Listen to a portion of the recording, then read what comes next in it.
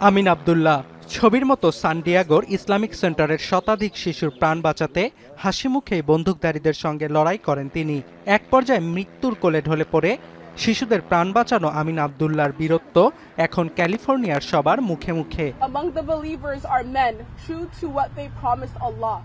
তাই তো প্রিয় পিতার মৃত্যুতে শোকাহত হলেও তার অসীম সাহসিকতার প্রতি সম্মান জানান মেয়ে হাওয়া আব্দুল্লাহ। প্রাণ হারানো আমিন আব্দুল্লাহকে পৃথিবীর সেরা বাবা হিসেবে উল্লেখ করেন তিনি।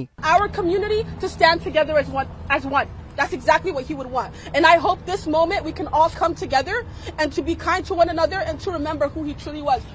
এদিকে হামলার পর ঘটনার সঙ্গে জড়িত দুই কিশোরের বিষয়ে চাঞ্চল্যকর তথ্য দিচ্ছে এফবিআই।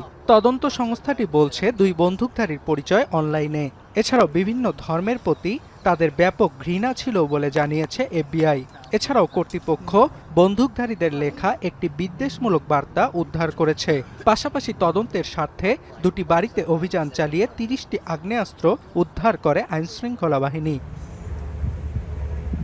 মূলত সোমবার ঘটনা ঘটার ২ ঘণ্টা আগে জড়িত এক বন্দুকধারীর মা পুলিশের কাছে আত্মহত্যাপ্রবণ সন্তান পালিয়ে গেছে বলে অভিযোগ করেন। সে সময় তার বাড়িতে থাকা অস্ত্র ও গাড়ি নিখোঁজ ছিল। পুলিশ জানায় অভিযোগ পেয়ে বন্দুকধারীর বাড়িতে তল্লাশি ও তার মাকে জিজ্ঞাসাবাদের মাঝেই ইসলামিক সেন্টারে গুলির শব্দ শোনা যায়।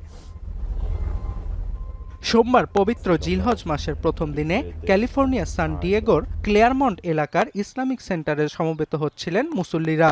ঠিক তখনই আকস্মিক গুলির শব্দে চূর্ণ বিচূর্ণ হয়ে যায় চারপাশের শান্তি। মসজিদ প্রাঙ্গণে অবস্থিত বেসরকারি মুসলিম স্কুল ব্রাইট হরাইজন একাডেমির লোয়ার ক্যাম্পাসে ক্লাস করছিল শতাধিক কোমলমতি শিশু।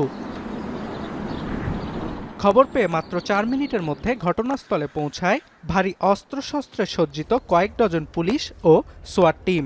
চারপাশ ঘিরে শুরু হয় যুক্তরাষ্ট্রের ইতিহাসে অন্যতম গতিশীল ও শ্বাসরুদ্ধকর এক অভিযান। পরে পুলিশের তাড়া খেয়ে এবং পালানোর পথ না পেয়ে ১৭ ও ১৯ বছর বয়সী দুই হামলাকারী আত্মহত্যা করে। অর্ণব প্রসাদ, এখন বিশ্ব।